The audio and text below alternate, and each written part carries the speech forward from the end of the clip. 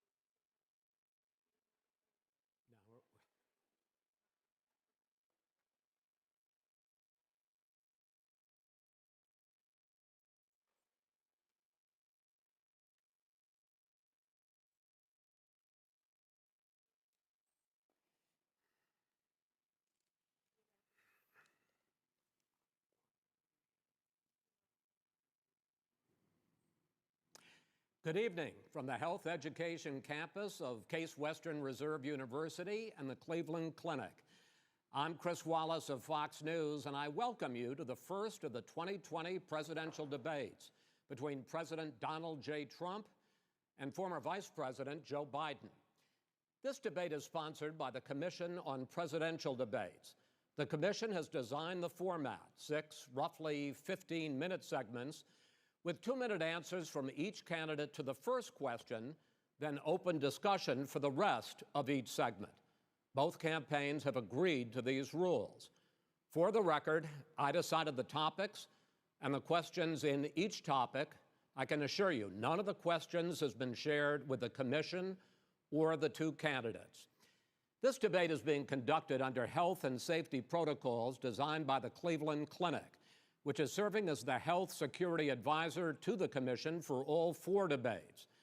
As a precaution, both campaigns have agreed the candidates will not shake hands at the beginning of tonight's debate. The audience here in the hall has promised to remain silent. No cheers, no boos or other interruptions, so we, and more importantly you, can focus on what the candidates have to say.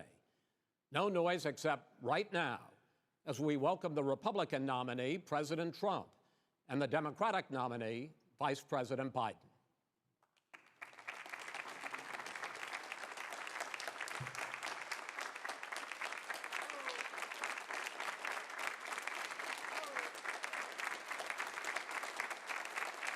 How you doing, man?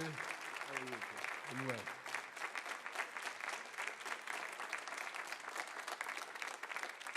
Gentlemen, a lot of people have been waiting for this night, so let's get going. Our first subject is the Supreme Court.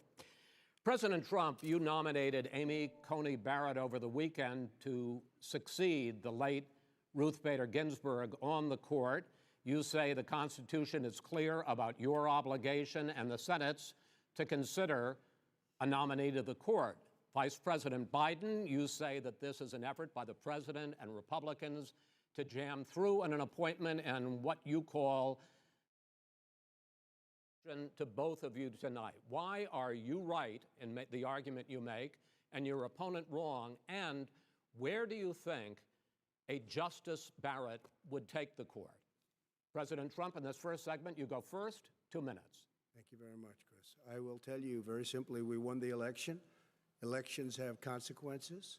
We have the Senate, we have the White House, and we have a phenomenal nominee, respected by all, top academic, good in every way, In fact, some of her biggest endorsers are very liberal people from Notre Dame and other places. So I think she's going to be fantastic. We have plenty of time, even if we did it after the election itself. I have a lot of time after the election, as you know.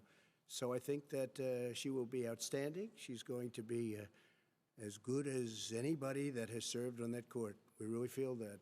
We have a professor at Notre Dame, highly respected by all, said she's the single greatest student he's ever had. He's been a professor for a long time at a great school. And we won the election, and therefore we have the right to choose her. And very few people knowingly would say otherwise. And by the way, the Democrats, they wouldn't even think about not doing it. If they had, the only difference is they'd try and do it faster. There's no way they would give it up. They had Merrick Garland, but the problem is they didn't have the election, so they were stopped. And probably that would happen in reverse also. Definitely would happen in reverse. So we won the election, and we have the right to do it, Chris. President Trump, thank you. Same question to you, Vice President Biden. You have 2 minutes. Well, first of all, thank you for doing this, and looking forward to this, Mr. President. Thank you, Joe. The American people have a right to have a say in who the Supreme Court nominee is. And that say occurs when they vote for United States senators and when they vote for the President of the United States. They're not going to get that chance now because we're in the middle of an election already. The election has already started. Tens of thousands of people have already voted. And so the thing that should happen is we should wait. We should wait and see what the outcome of this election is, because that's the only way the American people get to express their view is by who they elect as president and who they elect as vice president. Now, what's at stake here is the president's made it clear he wants to get rid of the Affordable Care Act. He's been running on that. He ran on that, and he's been governing on that. He's in the Supreme Court right now trying to get rid of the Affordable Care Act, which will strip 20 million people from having insurance, health insurance now, if it goes into court. And the justice, and I'm not opposed to the justice. She seems like a very fine person. But she's written before she went on the bench, which is her right, that she thinks that the Affordable Care Act is not constitutional. The other thing that's on the court, and if it's struck down, what happens? Women's rights are fundamentally changed. Once again, a woman could be pay more money because she has a pre-existing condition of pregnancy. They were able to charge a woman more for the same exact procedure a man gets. And that ended when we, in fact, passed the Affordable Care Act. And there's 100 million people who have pre-existing conditions, and they'll be taken away as well. Those pre-existing conditions, the insurance companies are going to love this. And so it's just not appropriate to do this before this election. If he wins the election and the Senate is Democrat or Republican, then he goes forward. If not, we should wait until February. All right. There aren't 100 million people with pre-existing conditions. As far as the say is concerned, the people already had their say. Okay, Justice Ginsburg said very powerfully, very strongly, at some point, 10 years ago or so, she said a president and the Senate is elected for a period of time, but a president's elected for 4 years. We're not elected for 3 years. I'm not elected for 3 years. So we have the Senate, we have a president. He's elected to the next during election. that period of time, we have an opening. I'm not elected for 3 years. I'm elected for 4 years. And the 100 million people, Joe, the 100 million people is totally wrong. I don't know where you got that number.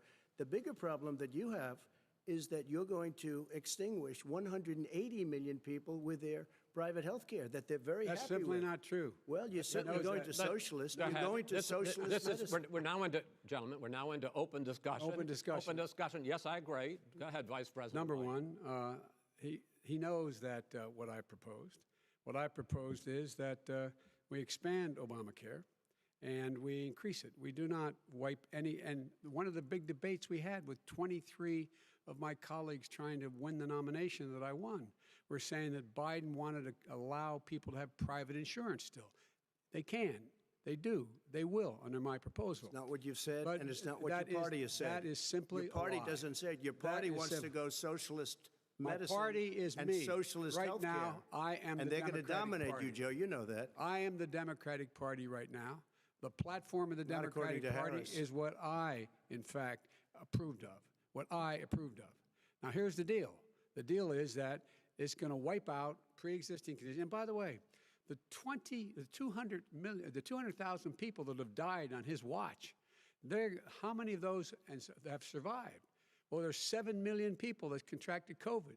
What does it mean for them going forward if you strike down the Affordable Care Act? And Joe, you've had pre-existing conditions? 308,000 military people dying because you couldn't provide them proper health care in the military. So don't tell me I'm about happy this. to talk about And this. if you were here, Look, it here's wouldn't the be deal. 200, it would be 2 million people because you were very late on the draw. You Late didn't on want the me to draw. ban China, which was heavily infected. You didn't want me to ban All right, gentlemen, Europe, which no, was heavily Mr. President, You would have Mr. been much President, later, Joe. Mr. President, much later. Mr. You're President, talking about 2 million people. You're Mr. not gonna be able to President, as shut the him up. moderator, we are going to talk about COVID in the next segment, but go ahead. Let me finish. The point is that the president also is opposed to Roe v. Wade. That's on the ballot as well in the court. And so that's also at stake right now. And so the election is already You don't know it's on the begun. ballot. I- Why is it on the ballot? Because Why is you it on the said ballot? It's not you're- on the ballot. It's on the ballot in the I court. don't think so. In the court. Well, There's nothing happening there. Donald, would you And just you don't be quiet know for a her minute? view on Roe v. Wade. You I don't don't know her know. view. Well, all right, let's talk. We got a lot to unpack here, gentlemen. We got a lot of time. So on health care, and then we'll come back to Roe v. Wade. All right. Mr. President, the Supreme Court will hear a case a week after the election in which the Trump administration, along with 18 state attorneys general, are seeking to overturn That's right. Obamacare, to end Obamacare. You have spent the last... Because they want to give good health care. If I may ask Go my ahead. question, sir. Good health care. Over the last 4 years, you have promised to repeal and replace Obamacare, but you have never in these 4 years come up with a plan, a comprehensive plan to replace Obamacare. Of course I have. Well, I'll I give got you rid of the individual mandate. I'm going to give you an Excuse opportunity. me. I got rid of the individual mandate, which was a big chunk of Obamacare. That is not a comprehensive plan. That is absolutely a big thing. That was the worst part of Obamacare. Sir, Chris, you're that was the debating worst him, part not of me. Obamacare. Let me ask my question. Well, I'll ask Joe. The individual mandate was the most unpopular aspect of Obamacare. I got rid of it. I'd like you and to, we will protect people with President, I'm the pre-existing moderator of this conditions. debate, and I would like you to let me ask my question, and then you can answer your question. You, in the course of these 4 years, have never come up with a comprehensive plan to replace Obamacare, and just this last Thursday, you signed a largely symbolic executive order to protect people with pre-existing conditions 5 days before this debate. So my question, sir, is what is the Trump health care plan? Fine. Well, first of all, I guess I'm debating you, not him, but that's okay. I'm not surprised. Let me just tell you something, that there's nothing symbolic. I'm cutting drug prices. I'm going with favored nations, which no president has the courage to do because you're going against Big Pharma. Drug prices will be coming down 80 or 90%. You could have done it during your 47-year period in government, but you didn't do it. Nobody's done it. So we're cutting health care. All of the things that we've done, insulin. I give you an example, insulin. It was destroying families, destroying people. The cost, I'm getting it for so cheap. It's like water, you want to know the truth. So cheap. Take a look at all of the drugs what we're doing, prescription drug prices. We're going to allow our governors now to go to other countries to buy drugs because they pay just a tiny fraction. As I say, this is open discussion. No, let me but ask this you is about, big, this you'll is be happy, big stuff. Sir, you'll be happy. I'm about to pick up on one of your points to ask the Vice President, which is he points out that you would like to add a public option to Obamacare. And the argument that he makes and other Republicans make is that that is going to end private insurance. It is and not. Well, if I can ask you the question, it will Not end. what your party says, by the way. It will end private insurance and create a government takeover of health care. It does not. It's only for those people who are so poor they qualify for Medicaid. They can get that free in most states, except governors who want to deny people who are poor Medicaid. Anyone who qualifies for Medicare would Medicaid would automatically be enrolled in the public option. The vast majority of the American people would still not be in that option, number one. Joe, you agreed with Bernie Sanders, who's far left, on the manifesto, we call it, and that gives you socialized medicine. Look, hey, Are you saying I'm not you going to didn't listen agree? to him. The fact of the matter is, I beat Bernie Sanders. Not by much. I beat him a whole hell of a lot. I'm here standing facing you, old buddy. Pocahontas would have left 2 days early. You would have lost every primary. All he knows how to do is Super Tuesday. You got very lucky. Here's the deal. I got very lucky. I'm going to get very lucky tonight as well. And tonight I'm going to make sure, because here's the deal. Here's the deal. The fact is that everything he's saying so far is simply a lie. I'm not here to call out his lies. Everybody knows he's a liar. But you I just agree, want to make sure. Joe, you're the liar. I want to make sure. Graduated last in your class, not first in your class. I want to make sure. Mr. President, can you let him finish, sir? No, he doesn't know how to do that. He has, You'd be surprised. You pick You'd be surprised. the Go ahead, wrong Joe. guy, Talk, the wrong Joe, night at go. the wrong time. Listen, you agreed with Here's the Bernie deal. Sanders to the The manifesto. whole idea. Now let you're him- disavowing it. There is no manifesto, number Please one. let him speak, Mr. Number President. two. You just lost the left. Number two. You just lost the left. You agreed with Bernie Sanders on a plan Folks, that's absolutely agreed folks, do you have to, any and under that idea plan, what you this have clown's socialized, doing? They call it Mr. Do you Medicare. have any President. Socialized medicine. Mr. Well, I President, tell you what, he is not for any help for people needing health care. Because he, in fact, already has cost 10 million people their health care that they had from their employers because of his recession. Number one. Number two, there are 20 million people getting health care through Obamacare now that he wants to take it away. He won't ever look you in the eye and say that's what he wants to do.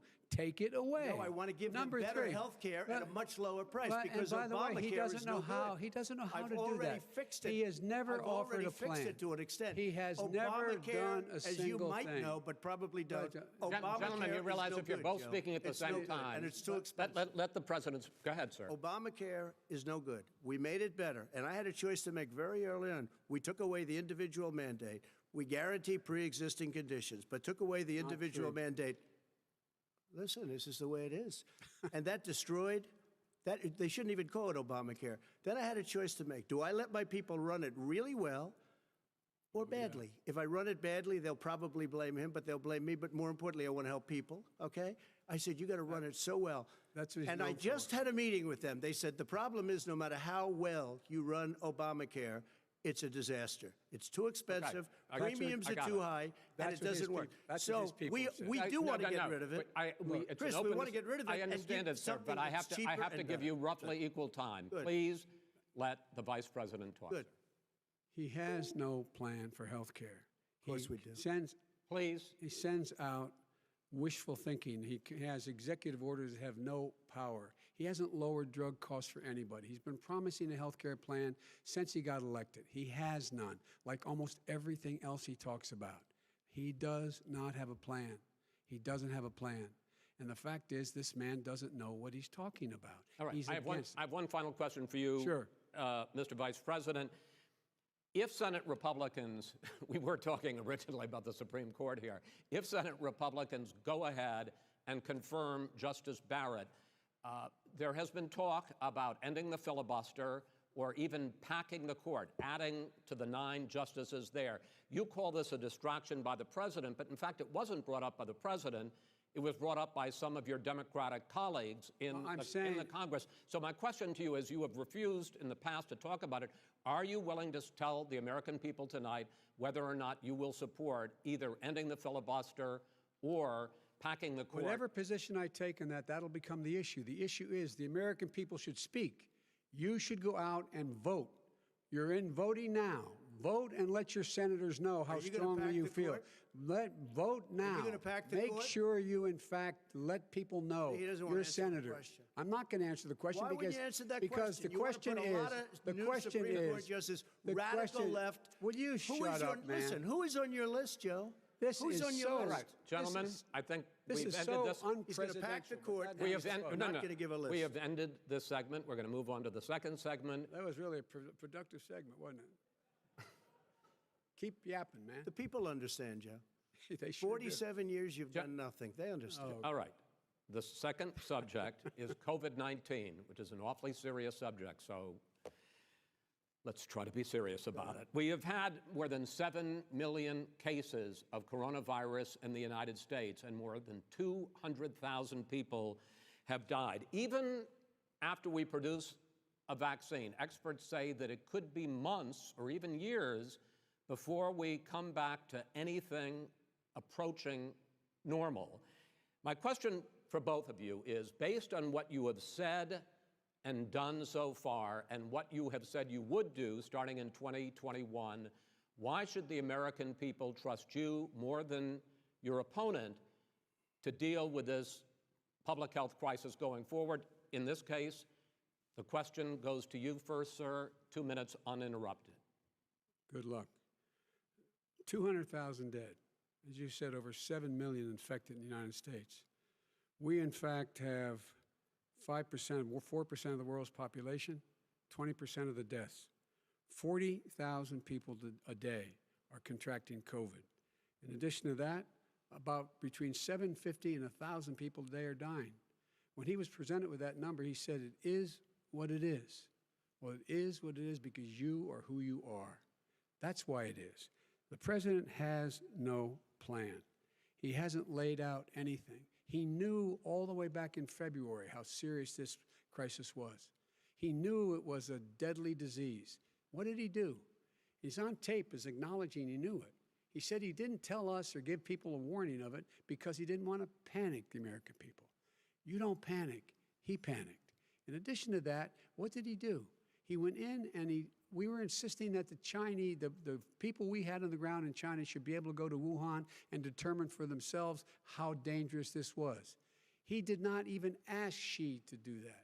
He told us what a great job Xi was doing. He said we owe him a debt of gratitude for being so transparent with us. And what did he do then? He then did nothing. He waited and waited and waited. He still doesn't have a plan. I laid out back in March exactly what we should be doing. And I laid out again in July what we should be doing. We should be providing all the protective gear possible. We should be providing the money the House has passed in order to be able to go out and get people the help they need to keep their businesses open schools. It costs a lot of money. You should get out of your bunker and get out of the sand trap and get in your golf course and go in the Oval Office and bring together the Democrats and Republicans and fund what needs to be done now to save lives. So if we would have listened to you... You have 2 minutes, sir.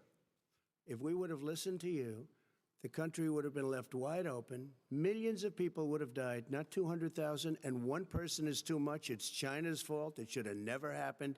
They stopped it from going in, but it was China's fault. And by the way, when you talk about numbers, you don't know how many people died in China. You don't know how many people died in Russia. You don't know how many people died in India. They don't exactly give you a straight count, just so you understand. But if you look at what we've done, I closed it, and you said he's xenophobic. He's a racist, and he's xenophobic because you didn't think I should have closed our country.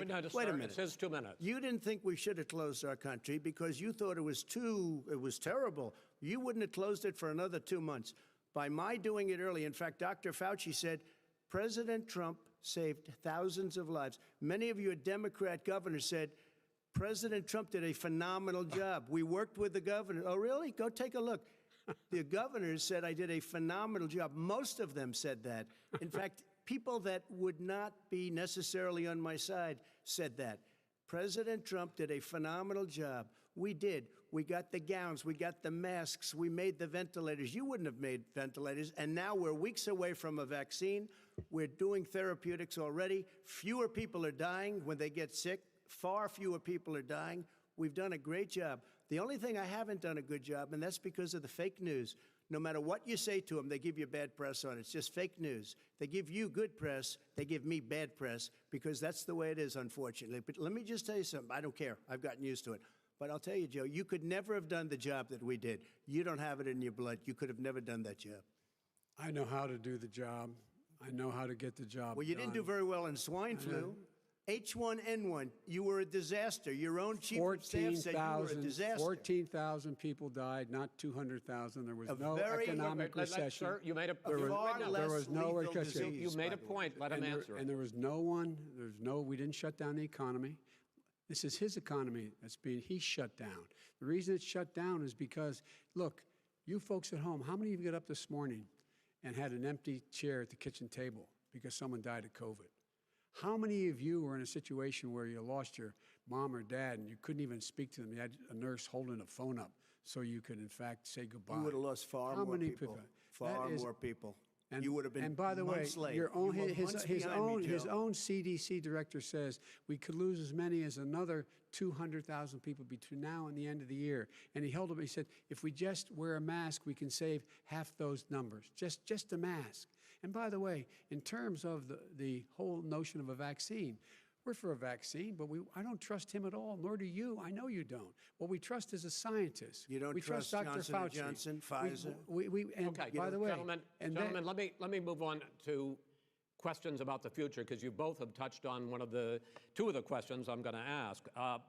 Focusing on the future first, President Trump, you have repeatedly either contradicted or been at odds with some of your government's own top scientists. The week before last, the head of the Centers for Disease Control, Dr. Redfield, said it would be summer before the vaccine would become generally available to the public. You said that he was confused and mistaken. Those were your two words. Yeah. But Dr. Slaoui, the head of your Operation Warp Speed, has said exactly the same thing. Are they both wrong? Well, I've spoken to the companies, and we can have it a lot sooner. It's a very political thing because people like this would rather make it political than save lives.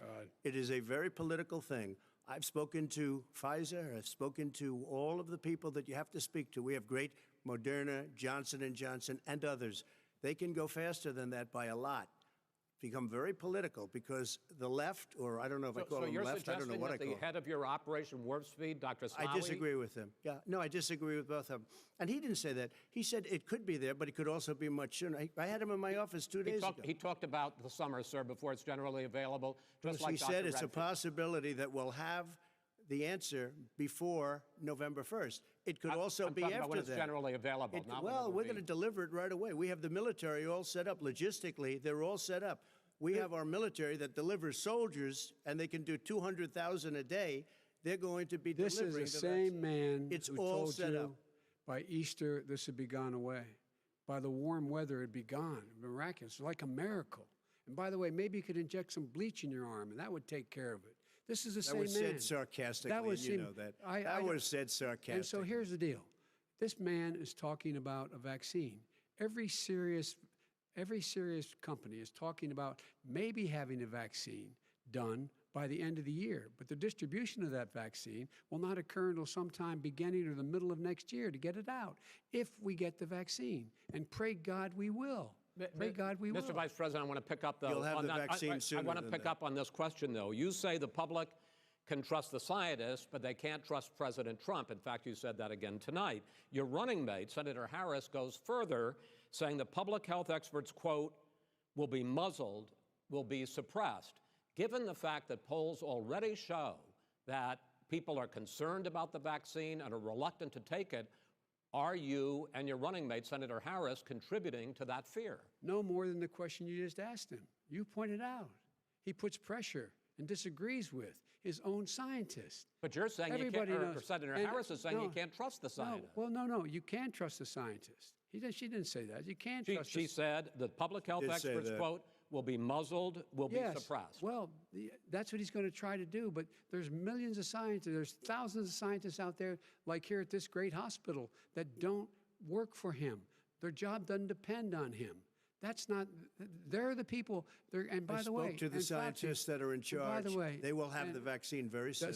Let him finish. Do you believe for a moment what he's telling you in light of all the lies he's told you about the whole issue relating to COVID? He still hasn't even acknowledged that he knew this was happening, knew how dangerous it was going to be back in February, and he didn't even tell you. He's on record as saying it. He panicked, or he just looked at the stock market, one of the two, because guess what? A lot of people died, and a lot more are going to die unless he gets a lot smarter, a lot quicker. Mr. President? Did you use the word smart? So you said you went to Delaware State, but you forgot the name of your college. You didn't go to Delaware State. You graduated either the lowest or almost the lowest in your class. Don't ever use the word smart with me. Don't ever use that word. Oh, give me a break. Because you know what? There's nothing smart about you, Joe. 47 years you've done nothing. Let's have this debate. And if you would have had, let me just tell you something, Joe. No, if you would have had the charge of what I was put through, I had to close the greatest economy in the history of our country. And by the way, now it's being built again. We're going to get to the economy in the next segment, sir. Okay. It's going up fast. Okay.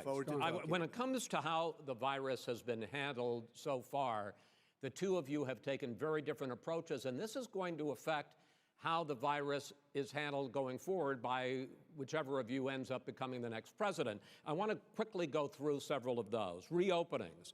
Vice President Biden, you have been much more reluctant than President Trump about reopening the economy and schools. Why, sir? Because he doesn't have a plan. If I were running, I know what the plan is. You've got to provide these businesses the ability to have the money to be able to reopen with the PPE as well as with the sanitation they need. You have to provide them plastic. Tell that to Nancy Pelosi. Well, he's just shush for a minute. Tell it to Nancy Pelosi. And Schumer, by the way, Chuck. Nancy Pelosi and Schumer, they have a plan. He won't even meet with them. The Republicans won't meet with the Senate. And he sits on his golf course. And I mean, literally, think about it. You probably play more than I do, Joe. What about this question of reopenings and the fact— Well, he wants to shut down this country. And I want to keep it open. And we did a great thing by shutting it down. Wait a minute, Joe. Let me shut you down for a second, Joe, just for 1 second. He wants to shut down the country. We just went through it. We had to because we didn't know anything about the disease. Now we found that elderly people with heart problems and diabetes and different problems are very, very vulnerable. We learned a lot. Young children aren't. Even younger people aren't. We've learned a lot. But he wants to shut it down. More people will be hurt by continuing. If you look at Pennsylvania, if you look at certain states that have been shut down, they have Democrat governors all. One of the reasons they're shut down is because they want to keep it shut down until after the election on November 3rd. I want to move on to another because subject. it's a political those states are not doing well that are shut down right now. Respond to that. President Trump, you have begun to increasingly question the effectiveness of masks as a disease preventer, And in fact, recently you have cited the issue of waiters touching their masks and touching plates. Are you questioning No, I think the masks efficacy are okay. of You have to masks? understand, if you look, I mean, I have a mask right here. I put a mask on, when I think I need it. Tonight, as an example, everybody's had a test, and you've had social distancing and all of the things that you have to, but I Just wear like your masks rallies. when needed. When needed, I wear masks. Okay, let me ask. I don't wear masks like him. Every time you see him, he's got a mask. He could be speaking 200 feet away from it. He shows up with the biggest mask I've ever seen. I will say this. Vice President Biden, go ahead, sir. Look, the way to open businesses is give them the wherewithal to be able to open. We provided money. The Congress. But I was asking you, sir, about masks. Well, masks make a big difference. His own head of the CDC said if we just wore masks between now, everybody wore masks in social distance between now and January, we'd probably save up to 100,000 lives. It matters. And they've also said the opposite. They've also said the opposite. No serious person said the opposite. They've No also said, well, look serious at I wanna Dr. ask you- Fauci. Dr. Fauci said the He opposite. did not I want say to the ask you, we opposite. got a Said little very bit more than a strongly, minute left in this masks segment. are not good. Then he changed his mind. He said masks are good. I'm wanna okay ask- with masks. I I'm want to not ask you fighting both about masks. one last subject, because your different approaches has even affected the way that you have campaigned. President Trump, you're holding large rallies with crowds packed together, thousands of people. Outside. Outside, yes, sir, agreed. Vice President Biden, you are holding much smaller events with Because nobody will show up. people with Well, it's true. Nobody shows up to his rallies. All right. In any case, why you holding the big rallies? Why you not? You go first, sir. Because people want to hear what I have to say. I mean, But are you I've not done a worried great about it job spreading as a disease? president, and I'll have 35,000 people show up at airports. We use airports. Are you for not worried hangars, about and we the have a disease lot of issues, people. sir? Well, so far we have had no problem whatsoever. It's outside. That's a big difference, according to the experts. And we do them outside. We have tremendous crowds, as you see. I mean, and literally on 24 hours' notice. And Joe does the circles and has 3 people someplace. Okay. By the way, did you see Yes, sir. one of the last big rallies he had? And a reporter came up to him to ask him a question. He said, no, stand back. Put on your mask. Put on a mask. Have you been tested? I'm way far away from those other people. That's what he said. I'm going to be okay. He's not worried about you. He's not worried about the people out there breathing in one another. We've had no negative cheek to effect. jowl. No negative effect. We've had no negative effect. And we've had 35,000, 40,000 All right. Do you people want at these rallies. Just Yes. quickly finish up, because I want to move on to our next. Yes, I would. He's been totally irresponsible the way in which he has handled the social distancing and people wearing masks, basically encouraged them not to. All right. He's a fool on this. If you could get the crowds, you would have done the same thing. But you can't. Nobody cares. Gentlemen, can we move on to the Nobody cares. Gentlemen, can we move on to the economy? Yes. The economy is, I think it's fair to say, recovering faster than expected from the shutdown. Much faster. In the second quarter, the unemployment rate fell to 8.4% last month. The Federal Reserve says the hit to growth, which is going to be there, is not going to be nearly as big as they had expected. President Trump, you say we are in a V-shaped recovery. Vice President Biden, you say it's more of a K-shape. What difference does that mean to the American people in terms of the economy? President Trump, in this segment, you go first. So we built the greatest economy in history. We closed it down because of the China plague. When the plague came in, we closed it down, which was very hard psychologically to do. He didn't think we should close it down, and he was wrong. And again, 2 million people would be dead now instead of still 204,000 people is too much. 1 person is too much. Should have never happened from China. But what happened is we closed it down, and now we're reopening, and we're doing record business. We had 10.4 million people in a 4-month period that we've put back into the workforce. That's a record the likes of which nobody's ever seen before. And he wants to close down he will shut it down again. He will destroy this country. You know, a lot of people, between drugs and setting records as it does it, we don't need somebody to come in and say, let's shut it down. All right. Your 2 minutes, sir. We're now moved to you. As I said, posing the question, the president says it's a V-shaped recovery. You say it's a K-shaped recovery. What's the difference? The difference He will is destroy this country. millionaires and billionaires like him in the middle of the COVID crisis have done very well. Billionaires have made another $300 billion because of his profligate tax proposal, and he only focused on the market. But you folks at home, You folks living in Scranton and Claymont and all the small towns and working class towns in America, how well are you doing? This guy paid a total of $750 in taxes. Sir, wait, no, sir, it's just wrong yeah, statement. I understand. You've agreed to the 2 minutes, so please let him have it. Do I get my time back? The fact is that he has, in fact, worked on this in a way that he's going to be the first president of the United States to leave office having fewer jobs in his administration than when he became president. Fewer jobs than when he became president. First one in American history. Secondly, the people who have lost their jobs are those people who have been on the front lines, those people who have been saving our lives, those people who have been out there dying, people who've been putting themselves in the way to make sure that we could all try to make it. And the idea that he is insisting that we go forward and open when you have almost half the states in America with a significant increase in COVID deaths and COVID cases in the United States of America.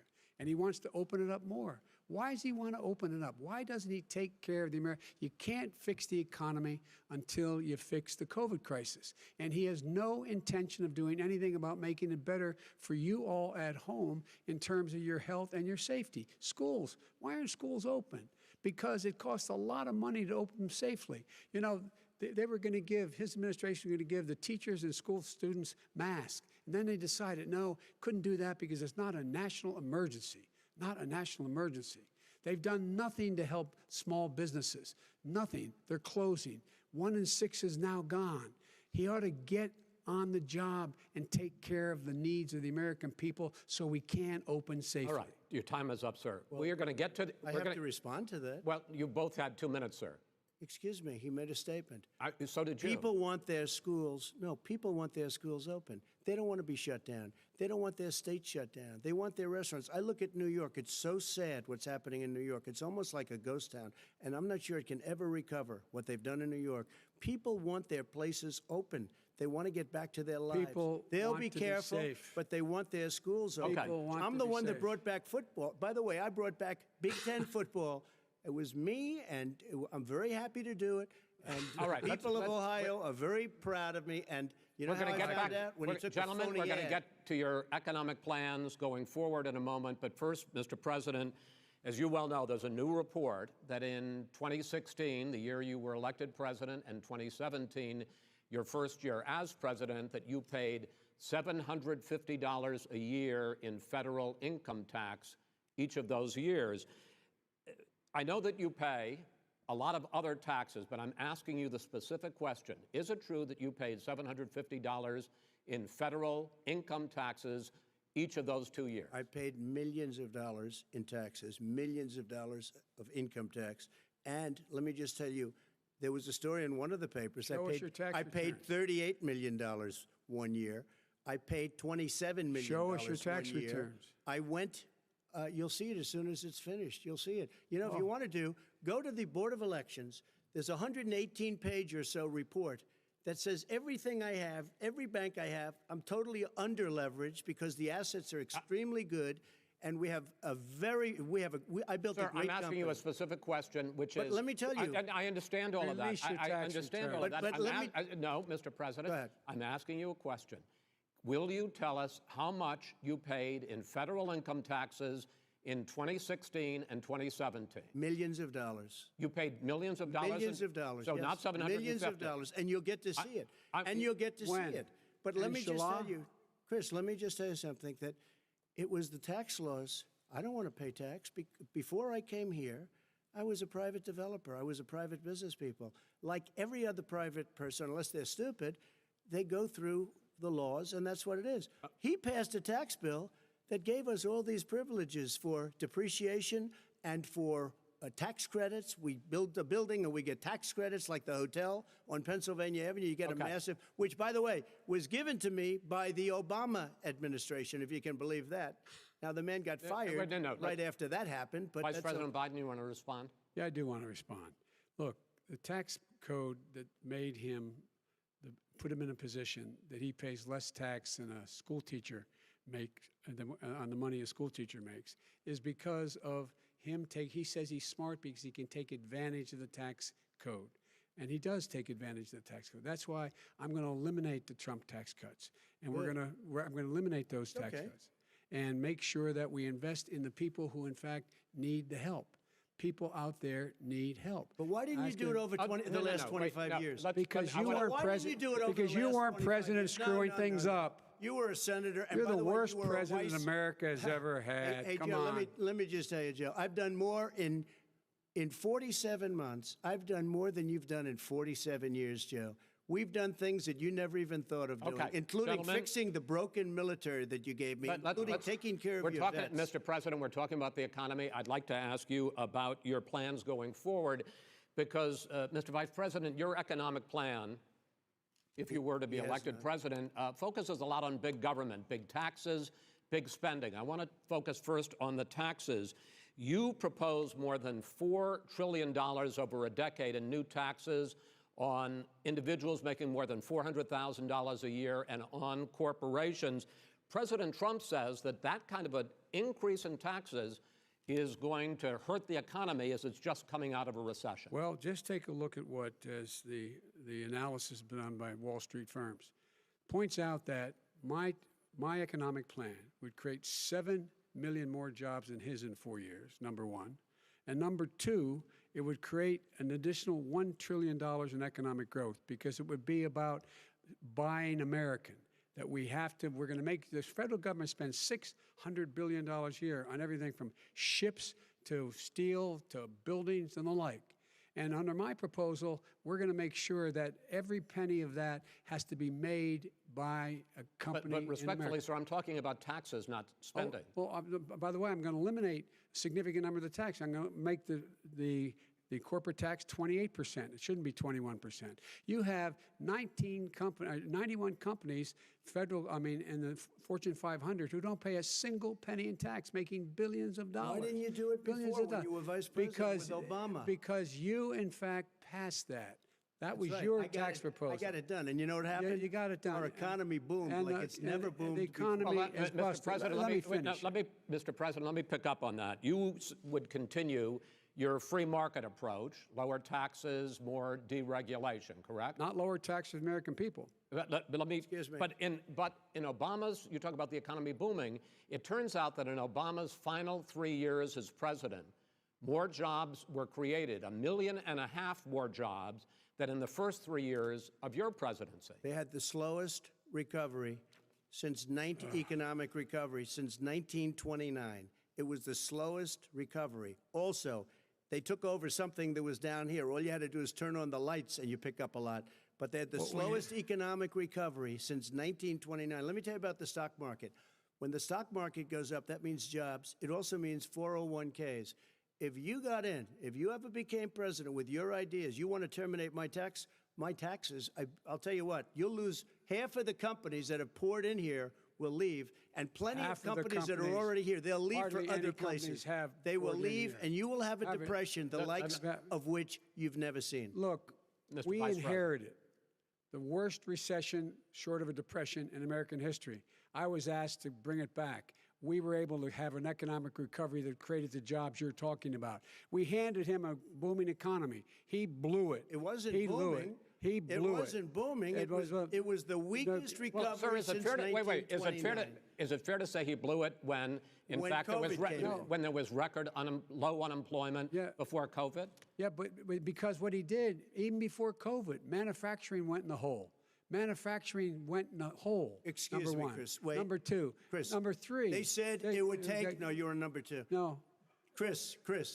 They said it would take a miracle to bring back manufacturing. I brought back 700,000 jobs. They brought back nothing. They gave up on manufacturing. Part of my standard fare. I'm the guy that brought back the automobile industry. All right, let him. We brought back. I was asked to bring back Chrysler and General Motors. We brought them back right here in the state of Ohio and Michigan. He blew it. They're gone. He blew it. And in fact, they're going. Ohio had the best year it's ever had last year. Michigan had the best year they've ever had. That is not true. Many car companies came in from Germany, from Japan, went to Michigan, went to Ohio. They're not having. And they didn't come in with you. Mr. Vice President, go ahead. And so you take a look at what he's actually done. he's done very little. His trade deals are the same way. He talks about these great trade deals. You know, he talks about the art of the deal. China's perfected the art of the steal. We have a higher deficit with China now than we did before. We have the highest trade deficit with Mexico. China ate your lunch, down All right, gentlemen, 18%. China ate your lunch, Joe, and no wonder your son goes in and he takes out billions of dollars, to manage. He makes millions of dollars. And also, Simply while we're not at it, true. why is it, just out of curiosity, the mayor of Moscow's wife gave your son $3.5 million. What did he do to deserve it? What did he do with Burisma to deserve $183,000? None You've of asked that your is question, true. let him answer. None of that is true. Oh, It's really? He didn't totally get No, $3.5 hey, million? Mr. President, It's Mr. totally- President, please. You've totally asked a question. discredited. Totally discredited. And by the way, Well, wait, he didn't get No, no. $3.5 million, Joe? Mr. Vice, He got Mr. $3.5 million. President, it is not true. Oh, Here's- really? Mr. Oh. President, But, it's an open discussion, please. Now, It's a fact. Well, It you is have not a raised an fact. ix Let the been Vice totally President answer. discredited. Did There was a Burisma pay him report. $183,000 a month with no experience in energy? Mr. Look, President, no job. My son did nothing wrong at Burisma. I think he and did. Mr. the only President, guy that let did him some- answer. He doesn't want to let me answer because he knows I have the truth. His position has been totally, thoroughly discredited. who? And The media? By everybody. Well, by the By the media, media, by our because they refuse to allies, by talk the about it World because they're Bank, embarrassed. by everyone has discredited. Matter of fact, even the people President, who please stop. testified under oath. So let me under ask you oath, this, under- Joe. under No, oath. go ahead, Mr. I'm listening to Even the you. people under. He got $3.5 million from testified- Moscow. He testified under oath, and his administration said, "I did my job and I did it very well. Oh, I really? did it I'd like honorably." to know who they are. Well, I'll give you the list of the fire people who them. testified. No, go ahead, sir. Sure, you've already fired most of them because they did a good Because job. Some people don't well, do a good here's job. With you, Go they ahead. say You get that- the, wait a minute. You get the final word, Mr. well, it's hard to get any word in with this clown. Excuse me, this. Hey, this let me just person. say, Joe. No. Mr. President. $3.5 Mr. million, President. Joe. That is simply. Why did not he true. deserve $3.5 million It from did- Moscow? Look, here's the deal. We want to talk about families and ethics. I don't want to do that. I mean, his family we could talk about all night. His family's My already. family, No, let him go. my family already lost wrote- a fortune by coming down and helping Go us ahead. with Go ahead, government. sir. And that's such a. they're right that's here. Mr. That's President. such Every a great. single one of them lost This a is not fortune about by my coming and family or helping his us with family. It's government. about your family, They the didn't collect American people. $3.5 million He for doesn't. nothing. That's not true. It doesn't want to talk about what you need. You, the American people. It's about you. That's what we're talking about you here. should All right, Not that's the end of the Shouldn't have segment. taken the money. We're moving on. He didn't take them. Well, Vice it's a very- President, but Chris, no, can I be honest? It's a very important Try to be question. honest. No, He I stood get it. up. No, he stood up, the answer to and the he question is threatened no. Ukraine. No, sir. With $1 billion if you don't That get rid of is the Russians. You know what? absolutely not stop. You're true. on tape doing it. You're going to You're on have tape. True. Gentlemen. Is- I hate to raise Chris, my voice, he's but on it seems tape. to be. Why should I be different than the two of you?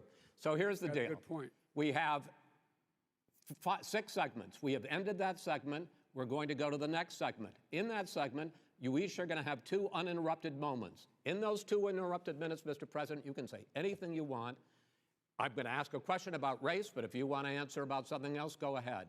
But I think that the country would be better served if we allowed both people to speak with fewer interruptions. I'm appealing to you, sir, to do that. Well, and him too. Well, frankly, you've been doing more Well, interrupting that's than all he right, has. but he does plenty. Well, less than, sir, less does than, plenty. no, less than you have. Let's please continue on.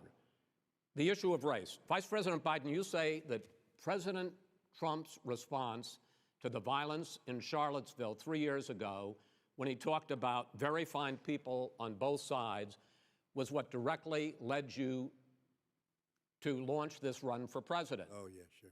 President Trump, you have often said that you believe you have done more for Black Americans than any president, with the possible exception of Abraham Lincoln. My question for the two of you is, why should voters trust you rather than your opponent to deal with the race issues facing this country over the next 4 years? Vice President Biden, you go first. It's about equity and equality. It's about decency. It's about the Constitution.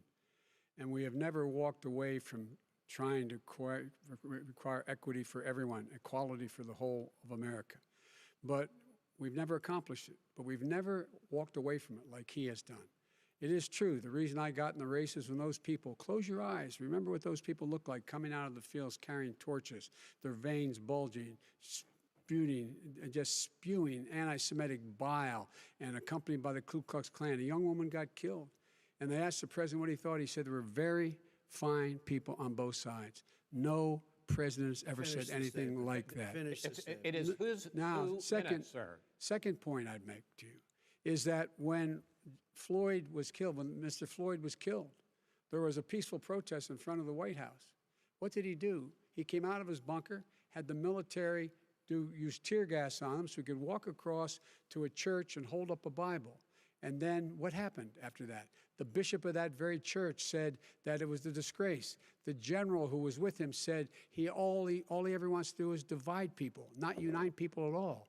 This is a president who has used everything as a dog whistle to try to generate racist hatred, racist division. This is a man who, in fact, you talk about helping African Americans. 1 in 1,000 African Americans has been killed because of the coronavirus. And if he doesn't do something quickly, by the end of the year, 1 in 500 will have been killed. 1 in 500 African Americans. This man is a savior of African Americans. This man cares at all. This man's done virtually nothing. Look, the fact is that you have to look at what he talks about. You have to look at what he did. And what he did has been disastrous for the African American community. So, President Trump, you have 2 minutes. Why should Americans trust you over your opponent to deal with racism? he did a crime bill, 1994, where you call them super predators, African Americans, the super predators, and they've never forgotten it. They've never forgotten it, Joe. No, sir, it's his 2 minutes. So you did that, and they call you a super predator, and I'm letting people out of jail now that you have treated the African American population community, you have treated the black community about as bad as anybody in this country. You did the 1990, and that's why, if you look at the polls, I'm doing better than any Republican has done in a long time, because they saw what you did. You call them super predators, and you've called them worse than that, because you look back at your testimony over the years, you've called them a lot worse than that. As far as the church is concerned, and as far as the generals are concerned, we just got the support of 250 military leaders and generals, total support. Law enforcement, almost every law enforcement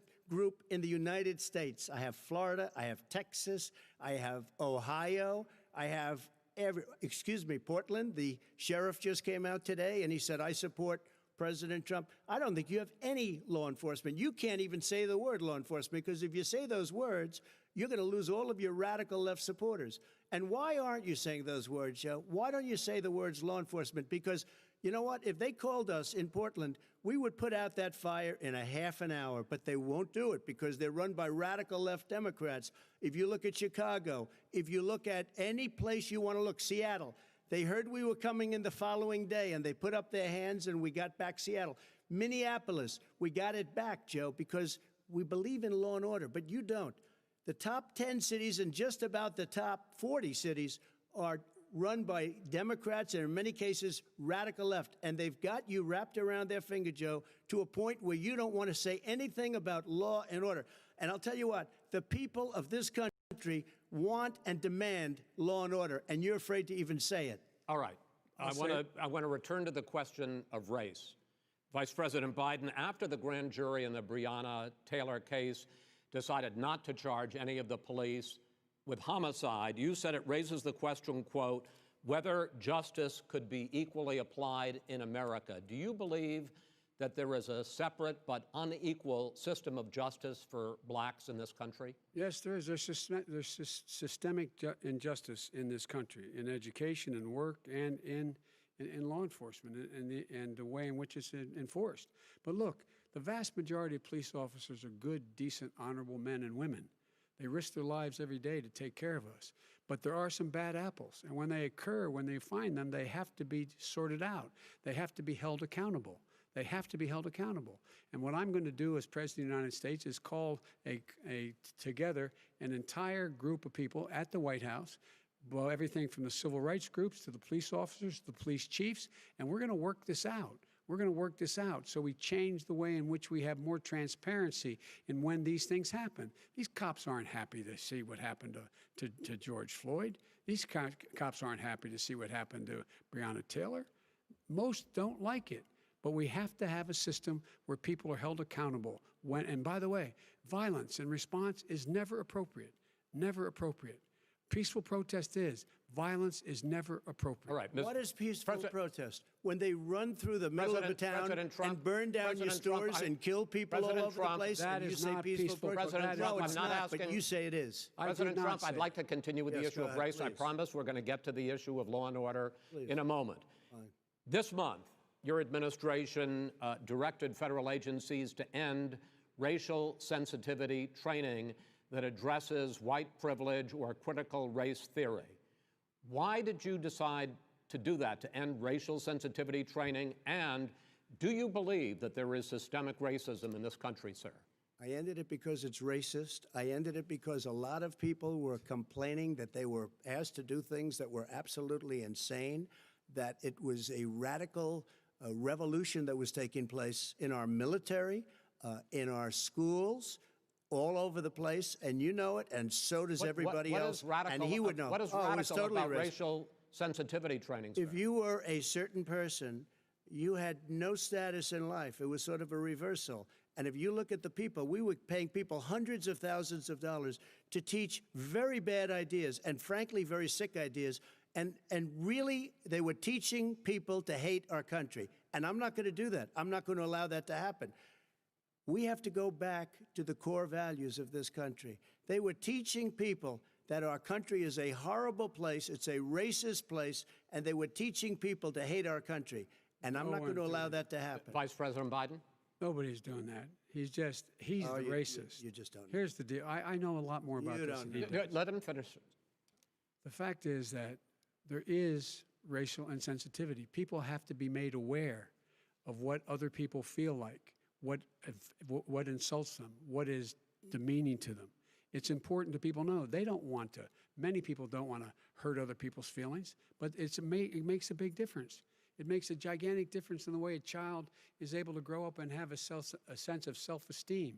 It's a little bit like how this guy and his friends look down on so many people. They look down their nose on people like Irish Catholics like me and grew up in Scranton. They look down on people who don't have money. They look down on people who are of a different faith. They look down on people who are a different color.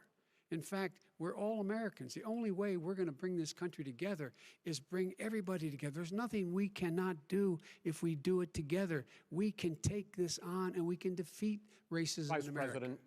President Trump, sir. During the Obama-Biden administration, there was tremendous division. There was hatred. You look at Ferguson, you go to many places. Look at Oakland. Look what happened in Oakland. Look what happened in Baltimore. Look what happened.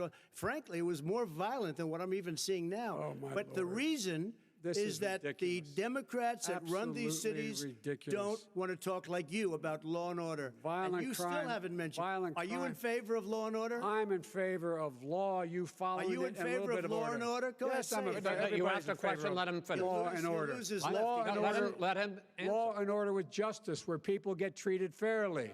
And the fact of the matter is, violent crime went down 17%, 15% in our administration. All right. It's gone up on his watch. Went down much more in ours. All right, we're now. is president of the Mr. President, United you're going States of America. Mr. President, every record in the book. Mr. President, you're going to be very happy because we're now going to talk about law and order. Places we had trouble were Democratic-run cities. That's and exactly so- my question. Democratic- There has been a dramatic increase in homicides in America this summer particularly, and you often blame that on Democratic mayors and Democratic governors, but in fact there have been equivalent spikes in Republican-led cities like Tulsa and Fort Worth. So the question is this really a party issue? I think it's a party issue. You can bring in a couple of examples, but if you look at Chicago, what's going on in Chicago, where 53 people were shot and 8 died, shot. If you look at New York, where it's going up like nobody's ever seen anything, the numbers are going up 100, 150, 200%. Crime. It is cities. crazy what's going on.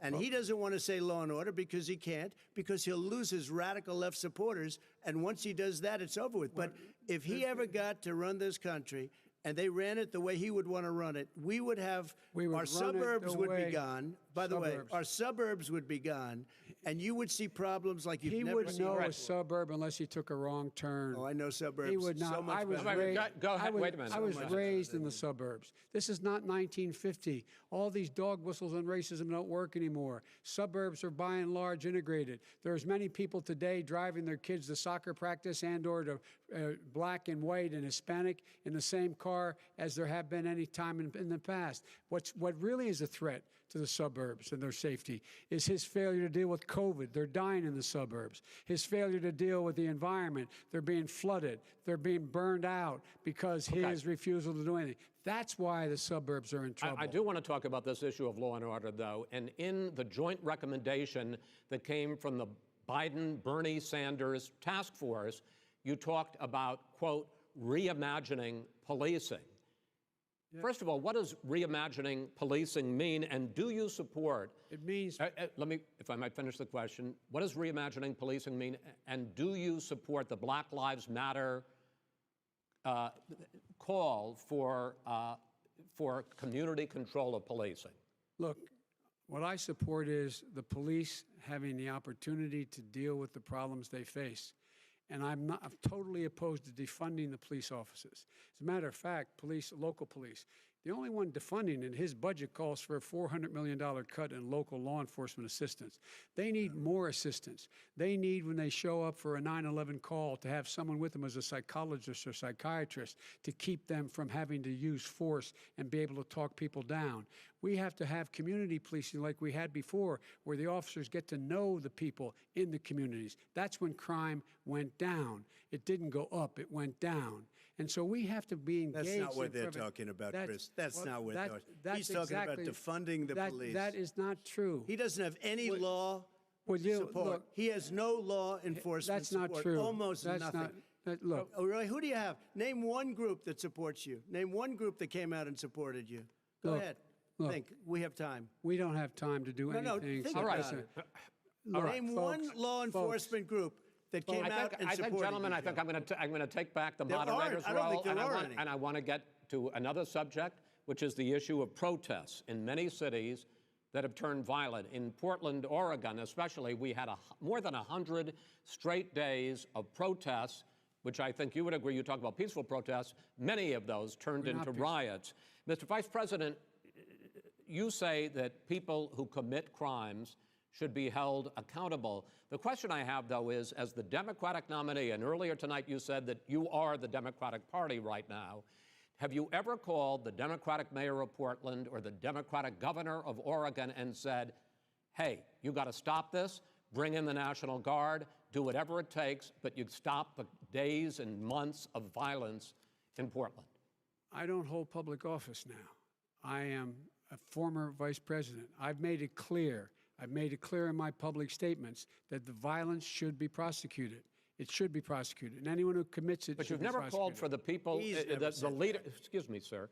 You had never called for the leaders in Portland and in Oregon to call Because bring they- in the National Guard and knock off 100 days of riots. They can, in fact, take care of it if he just stay out of the way. Look here. Oh, really? Here, Oh, really? here's the thing. I sent in the wait, I U.S. asked him a Marshals to question. get the killer of the then- young man in the middle of the street. They shot him, and Right. for 3 Mr. days, President Trump, Portland President wouldn't do Trump, anything. I he's had to send in interrupted- the U.S. Marshals. President They Trump, took care of business. Go ahead, And, sir. and by the way, you know, his own former spokesperson said, you know, riots and chaos and violence help his cause.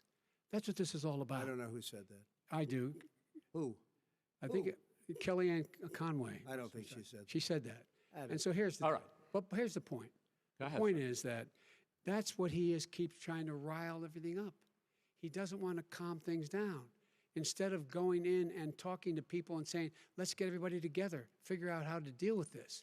What's he do? He just pours gasoline in the fire constantly, every single solitary Okay, time. and to end this, button up this segment, I'm going to give you a minute to answer, sir. You have repeatedly Well, wait, I criticized. have to answer his No, statement. you have His statement. repeatedly. Wait, you have just one no. second. You've been talking He back made and a forth. I'm asking you. I would no, love to you know, end it. sir. I would love to end it, and You know, we if would you want to very- switch seats, We would very quickly. We could do that, but I'd send in the National Guard, it would be over. There'd be no problem. Okay, But they good. don't want to accept the National Guard. You have repeatedly criticized the vice president for not specifically calling out Antifa and other left-wing That's right. extremist groups. But are you willing tonight to condemn white supremacists and militia groups and to say that they need to stand down and not add to the violence in a number of these cities, as we saw in Kenosha and as we've seen in Portland? Sure, Are you I'm willing prepared to do that, specifically but do it? Well, I go would ahead, say, sir. I would say almost everything I see is from the left wing, not from the right wing. So what are you saying? I'm willing to do anything. I want to see Well, peace. then do it, sir. Say it. Do it. Say it. Do you want to call him? What do you want to call him? Give me a name. Give me a White name. Go ahead. supremacists and Who would white you like me to condemn? White Proud Boys. supremacists and right-wing Proud militia. Boys, stand back and stand by. But I'll tell you what. Somebody's got to do something about Antifa and the left, because this is not a right-wing problem. His This own is a left-wing. FBI director This said is a the threat left-wing on problem. white Go ahead, sir. supremacists. Antifa's an idea, not an organization. you gotta be not kidding. militia. That's what Oh, really? his It's an idea. FBI director Gentlemen, said. Well, we're then gonna- you know what? No, He's no, we're wrong. done. We're done, sir. We're moving on to the next. Everybody We're moving. gives you When a bat advice hits in you your over the head, that's administration. not an idea. Everybody in Antifa your is bad. administration tells you the truth has a bad idea. Can I tell you what? You have no ideas that are Antifa is a dangerous All right, radical gentlemen, group. we're now moving on to the Trump And and you ought to be Biden careful with records. them. They'll overthrow you. When in a 2 president, seconds. I'm going to ask a question. When the president seeks a second term, it is generally a referendum on his record. But Vice President Biden, you like to quote one of your dad's sayings, which is, don't compare me to the almighty, compare me to the alternative. And in this case, sir, you are the alternative.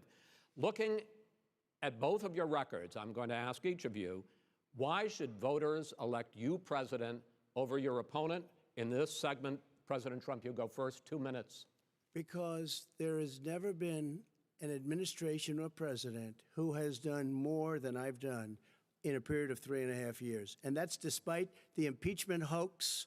And you saw what happened today with Hillary Clinton, where it was a whole big con job.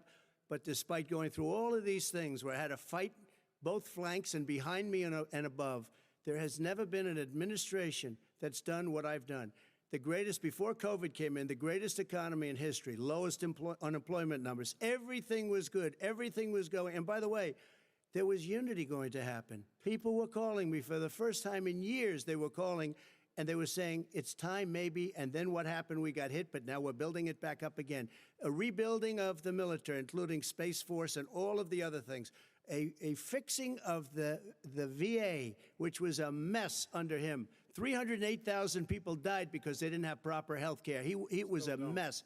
And we now got a 91% approval rating at the VA, our vets. We take care of our vets. But we've rebuilt our military. The job that we've done, and I'll tell you something, some people say maybe the most important.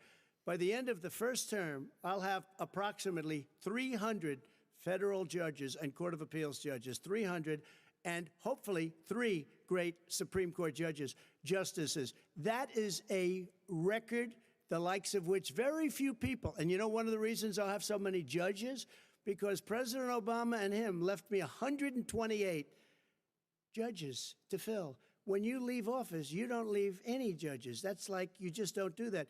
They left 128 openings, and if I were a member of his party, because they have a little different philosophy, I'd say if you left us 128 openings, you can't be a good president, you can't be a good vice president. But I want to thank you because it gives us almost, it'll probably be above that number by the end of this term. 300 judges, it's a record.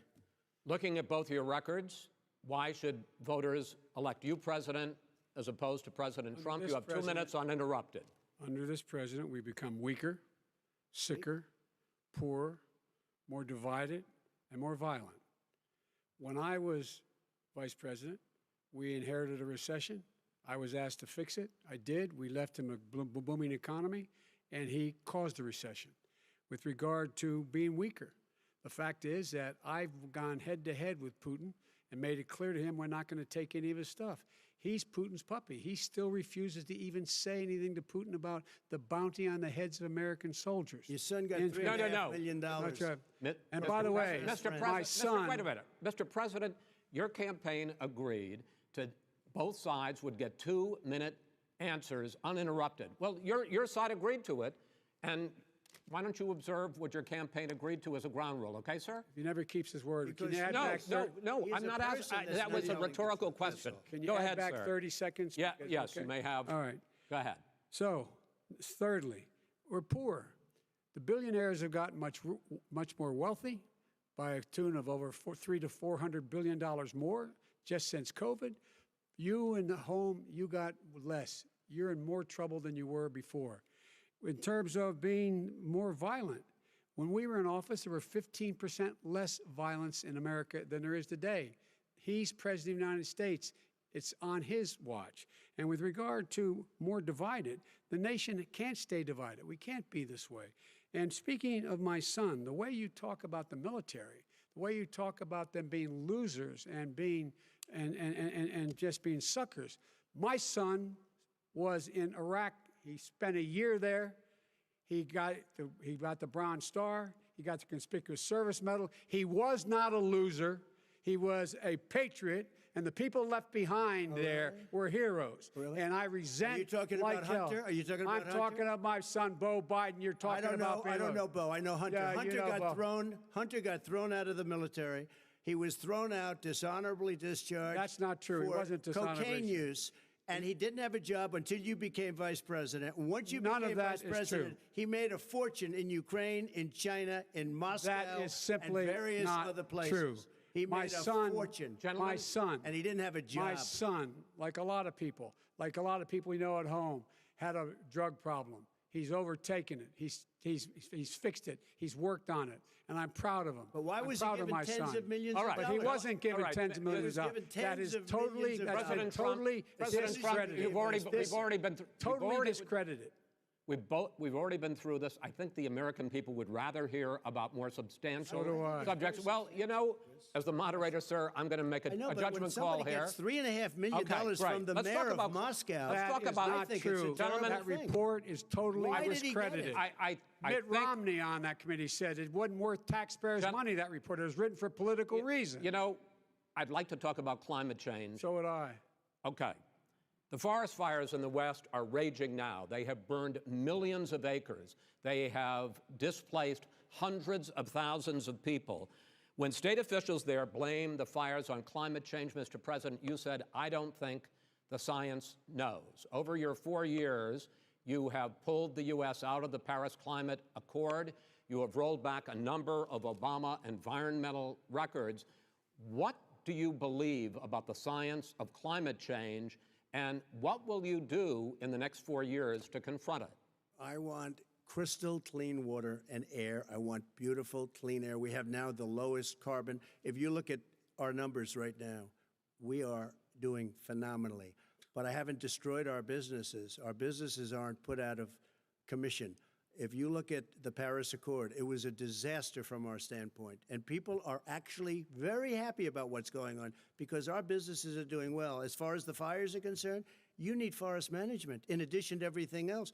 The forest floors are loaded up with trees, dead trees that are years old, and they're like tinder, and leaves and everything else. You drop a cigarette in there, the whole forest burns down. You've got to have forest management. What do you You've got to have cuts. What do you believe about the science of climate change, sir?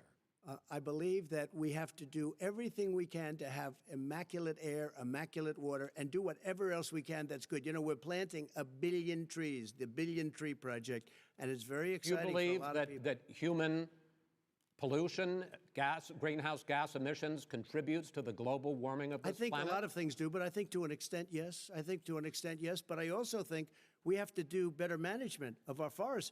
Every year, I get the call, California's burning. California's burning.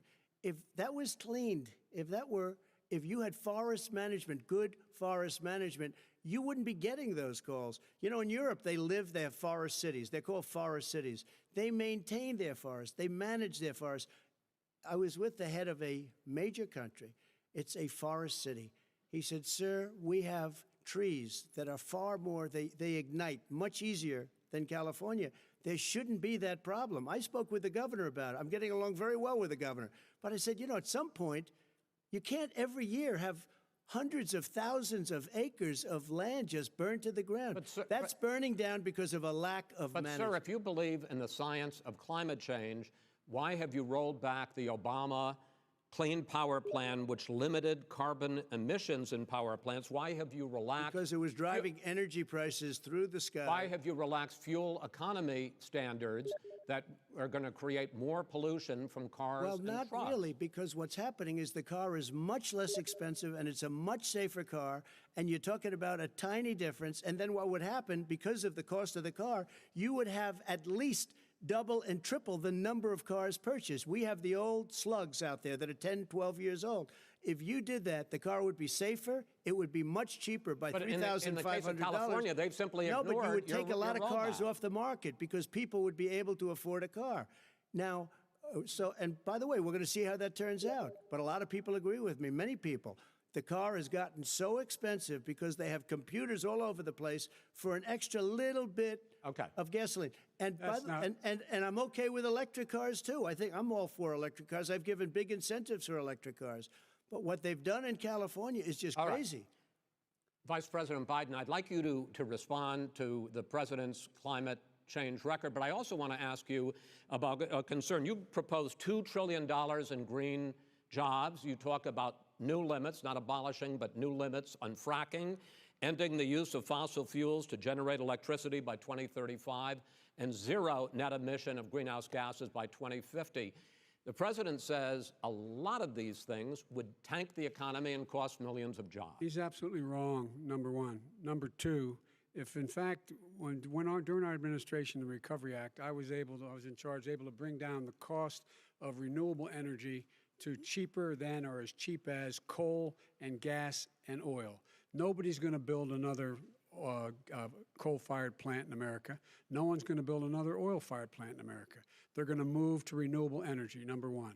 Number two, we're going to make sure that we are able to take the federal fleet and turn it into a fleet that's run on their electric vehicles. Making sure that we can do that, we're going to put 500,000 charging stations and all of the highways that we're going to be building in the future. We're going to build an economy that, in fact, is going to provide for the ability us to take 4 million buildings and make sure that they, in fact, are weatherized in a way that, in fact, they'll emit significantly less gas and oil because the heat will not be going out.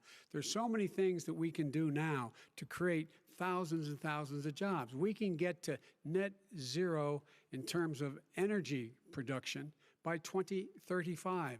Not only not costing people jobs, creating millions of good paying jobs, not $15 an hour, but prevailing wage, by having a new infrastructure that, in fact, is green. And the first thing I will do, I will rejoin the Paris Accord. I will join the Paris Accord because with us out of it, look what's happening. It's all falling apart. And talk about someone who has no relationship with foreign policy. Brazil, the rainforests of Brazil are being torn down, are being ripped down. More carbon is absorbed in that rainforest than every bit of carbon that's emitted in the United States. Instead of doing something about that, I would be gathering up and making sure we had the countries of the world coming up with $20 billion and say, here's $20 billion. Stop tearing down the forest. And if you don't, then you're going to have significant economic consequences. What about the argument that President Trump basically says that you have to balance environmental interests and economic interests, and he's drawn his line? Well, he hadn't drawn a line. He still, for example, he wants to make sure that methane's not a problem. You can now emit more methane without it being a problem. Methane. This is a guy who says that you don't have to have mileage standards for automobiles that exist now. This is the guy who says that, well, the fact that it's all true. And here's the deal. He's talking about the Green New Deal, and it's not $2 billion or $20 billion, as you said.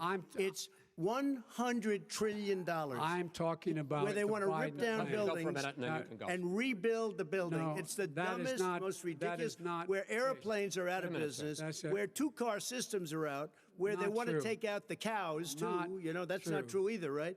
This is a $100 trillion. Look, that's more money than our country could make in That is 100 simply years, if we're not going by the case. All right, let It will destroy our because I country. actually, wait a minute, sir. I actually have studied your plan, and it includes upgrading 4 million buildings, weatherizing 2 million homes over 4 years, building 1.5 million energy-efficient homes. So the question becomes, the president is saying, I think some people who support the president would say that sounds like it's going to cost a lot of money and hurt the economy. What it's going to do is going to create thousands and millions of jobs, good-paying jobs. But let him finish, sir. He doesn't know how to do that. $100 billion. The fact is, it's going to create millions of good-paying jobs, and these tax incentives to people for people to weatherize, which he wants to get rid of. It's going to make the economy much safer. Look how much we're paying now to deal with the hurricanes. By the way, he has an answer for hurricanes. He said maybe we should drop a nuclear weapon on them. They may. I never said that That's at all. he did say. You made it up. And here's the deal. You make up a we lot of things. we are going to be in a position where we can create hard, good jobs by making sure the environment is clean and we all are in better shape. We spend billions of dollars on floods, hurricanes, rising seas. We're in real trouble. Look what's happened just in the Midwest with these storms that come through and wipe out entire sections and counties in Iowa. They didn't happen before. They're because of global warming. We make up 15% of the world's problem. We, in fact, but the rest of the world, we've got to get them to come along. That's why we have to get back into the Paris Accord. All right, gentlemen. Wait a minute, Chris. So why didn't he do it for 47 years? You were vice president. Why didn't you get the world? China sends up real dirt into the air. Russia does. India does. They all do. We're supposed to be good. And by the way, he made a couple of statements. The Green New Deal is $100 trillion, That is not not $20 my billion. plan. That's the Green well, New you want to Deal rebuild every is building. not my plan. You want to rebuild every. If he knew anything about, if he knew Gentlemen, He anything made a about, statement about the military. He said I said something about the military. He and his friends made it up, and then they went with it. I never said it. Okay. That is What not he true. did Sir, is he you're done in said this segment. he called Mr. the military Vice President, stupid bastards. I and he did said not it on say tape. that. He said Mr. stupid Please, bastards. He sir, said it. stop. I would never I say would that to Play the it. military. Play it. Go ahead. You're Mr. on Vice tape. President answered his final question. The final question is, I can't remember which of all his rantings. I'm having a little trouble myself. But and about the economy and about this question of what it's going to cost. The economy.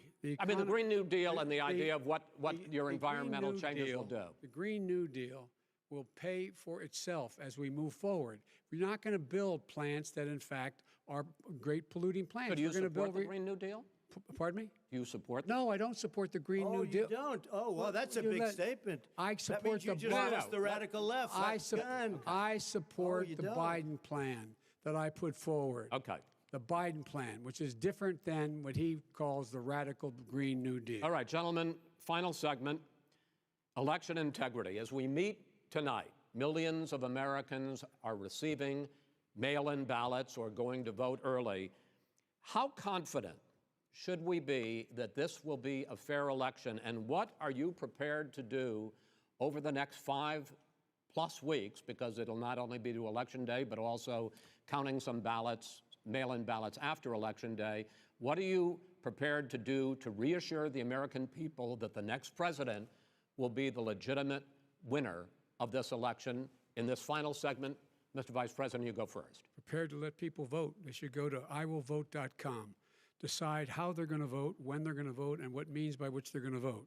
His own Homeland Security Director, and as well as the FBI Director, says there is no evidence at all that mail-in ballots are a source of being manipulated and cheating.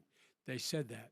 The fact is that there are going to be millions of people because of COVID that are going to be voting by mail-in ballots, like he does, by the way. He sits behind the Resolute desk and sends his ballot to Florida, number one. Number two, we're going to make sure that those people who want to vote in person are able to vote because enough poll watchers are there to make sure they can socially distance. The polls are open on time, and the polls stay open until the votes are counted.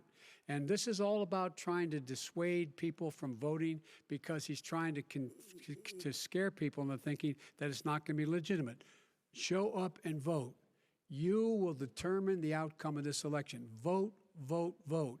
If you're able to vote early in your state, vote early. If you're able to vote in person, vote whatever way is the best way for you, because he cannot stop you from being able to determine the outcome of this election. And in terms of whether or not, when the votes are counted, and they're all counted, that will be accepted. If I win, that will be accepted. If I lose, that'll be accepted. But by the way, if in fact he says he's not sure what he's going to accept, well, let me tell you something. It doesn't matter, because if we get the votes, it's going to be all over. He's going to go. He can't stay in power. It won't happen. It won't happen. So vote. Just make sure you understand you have it in your control to determine what this country is going to look like the next 4 years. Is it going to change, or are you going to get 4 more years of these lies? Mr. President, 2 minutes. So when I listened to Joe talking about a transition, there's been no transition from when I won. I won that election.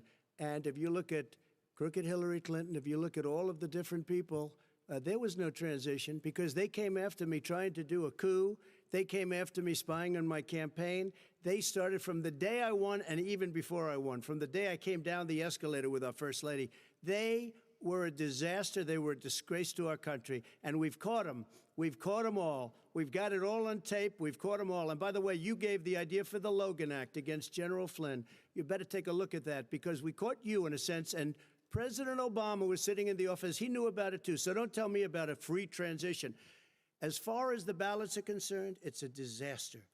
A solicited ballot, okay, solicited is okay. You're soliciting, you're asking, they send it back, you send it back. I did that. If you have an unsolicited, they're sending millions of ballots all over the country. There's fraud. They found them in creeks. They found some with the name Trump, just happened to have the name Trump just the other day in a waste paper basket. They're being sent all over the place. They sent 2 in a Democrat area. They sent out 1,000 ballots. Everybody got 2 ballots. This is going to be a fraud like you've never seen. The other thing, it's nice on November 3rd, you're watching and you see who won the election.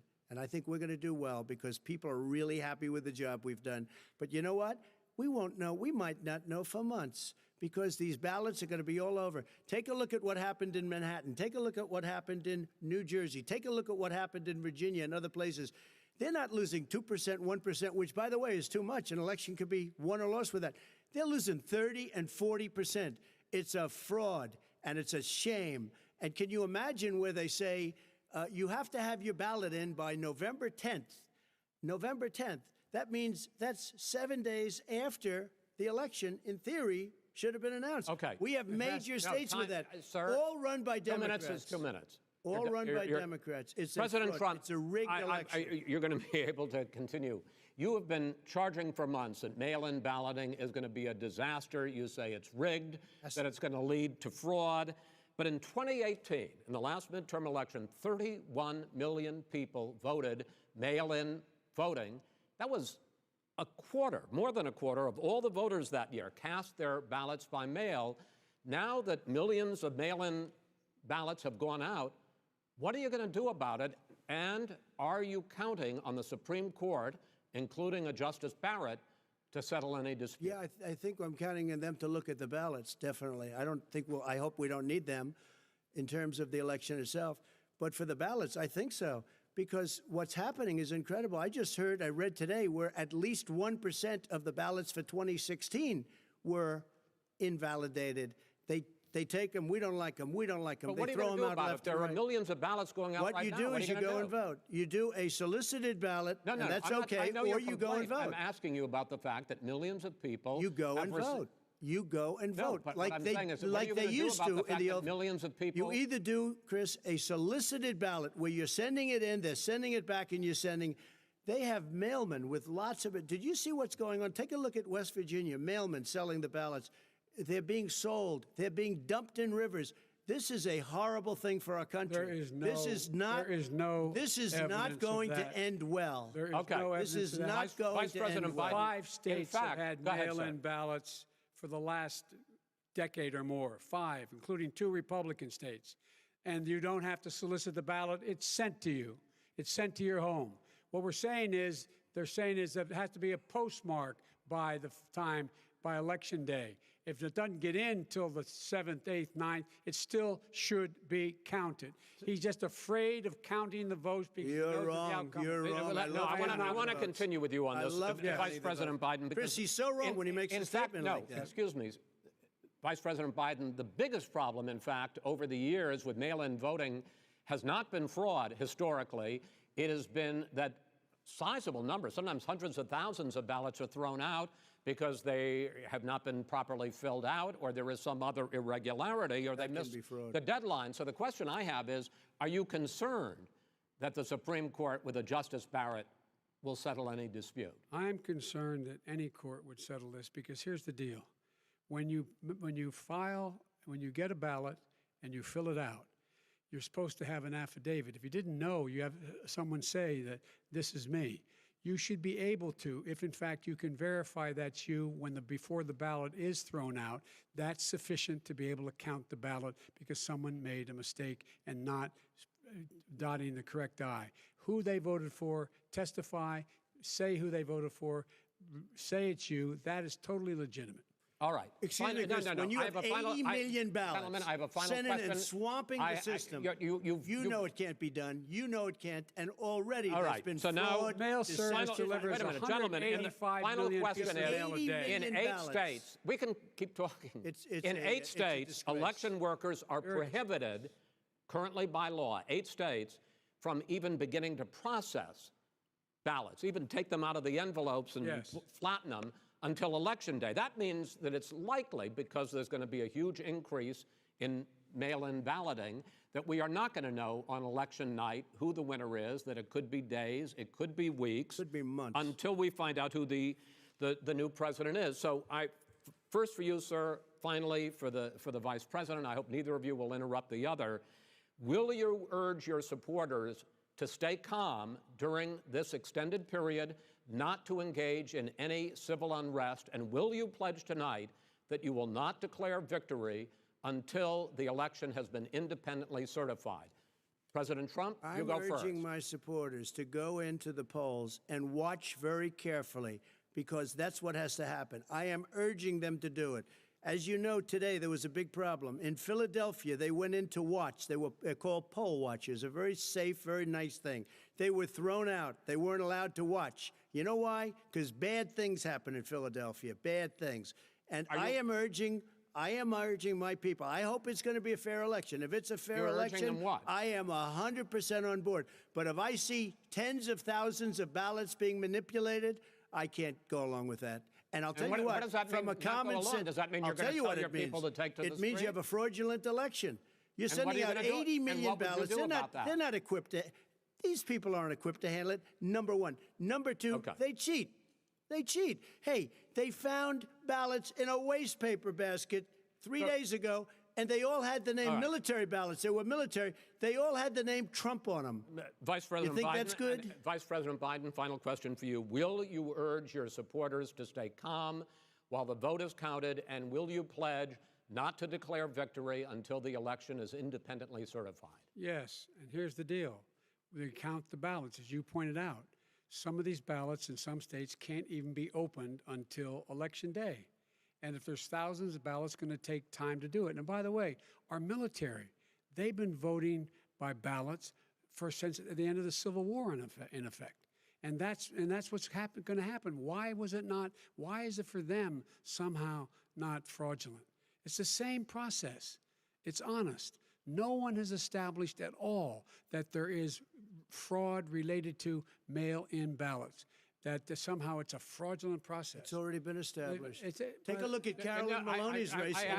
You had an opportunity to respond. Look at Carolyn Maloney. Go ahead. They have no idea what happened. Vice President Biden, go ahead. He has no idea what he's talking about. Here's the deal. The fact is, I will accept it, and he will too. You know why? Because once the winner is declared, after all the ballots are counted, all the votes are counted, that'll be the end of it. That'll be the end of it. And if it's me, in fact, fine. If it's not me, I'll support the outcome. And I'll be a president not just for the Democrats. I'll be a president for Democrats and Republicans. And this guy, I want to see an honest ballot count. Gentlemen, you say that's the end of it? This is the end of this debate? Honest ballot count. We're going to leave it there. To be continued as in more debates as we go on.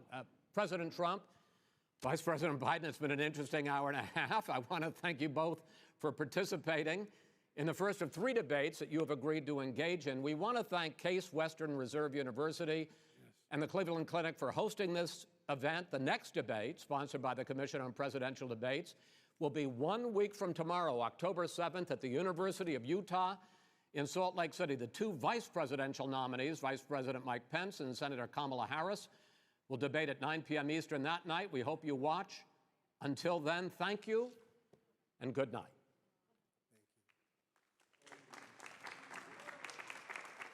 Thank you.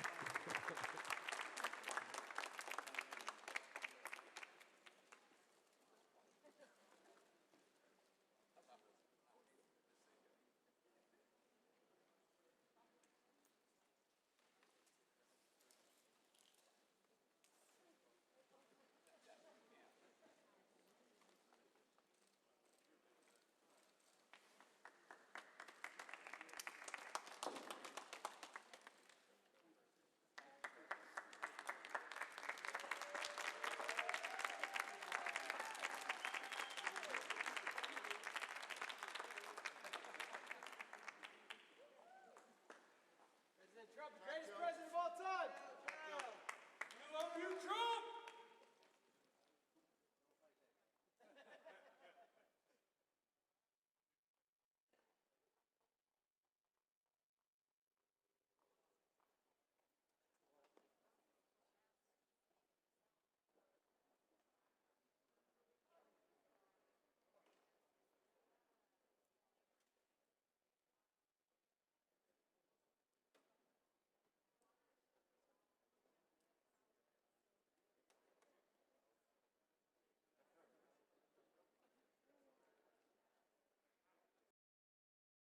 Just a sawtooth.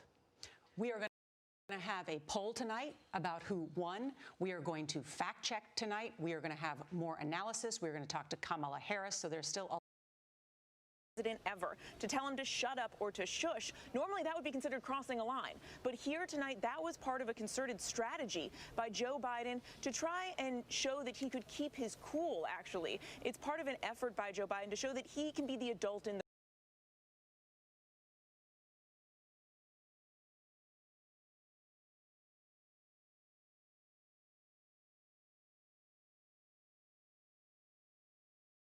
Again, I go back, I'm trying to figure out, and I'm trying to find, okay, did this politically help anybody?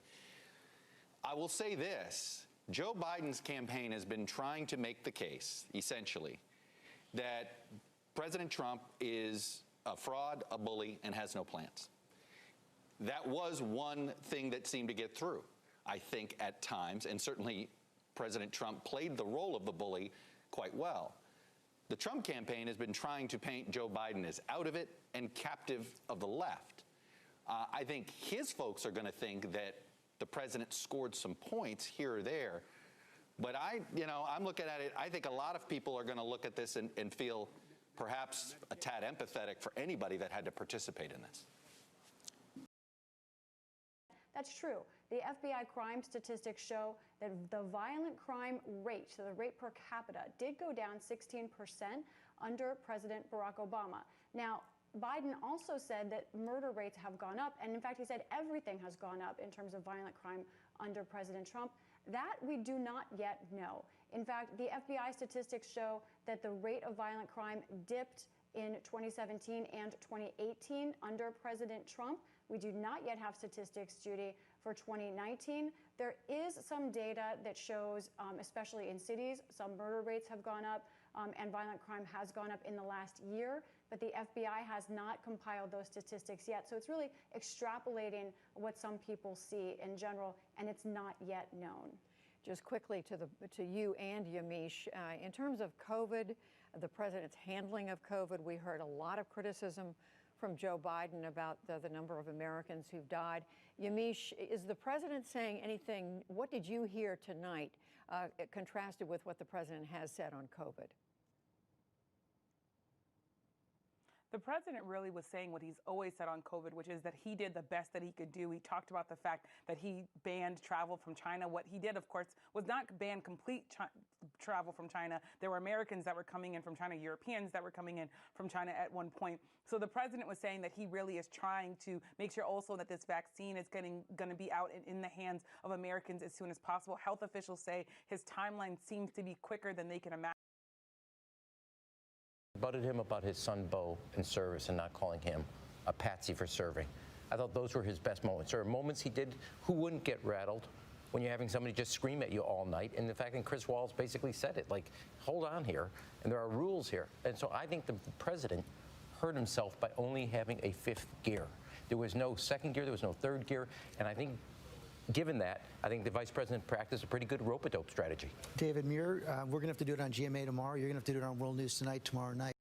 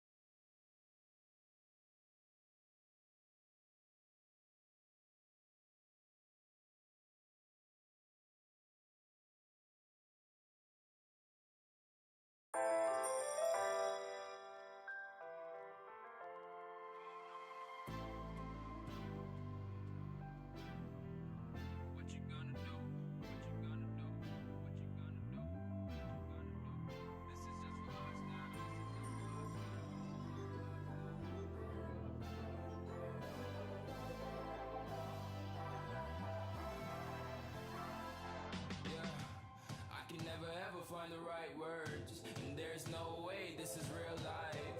There's no telling you're the right girl. So I can only say that it feels right. It feels right. It feels right. Yeah, I can only say that it feels right. It feels right. It feels right. Yeah, I can only say that it feels right.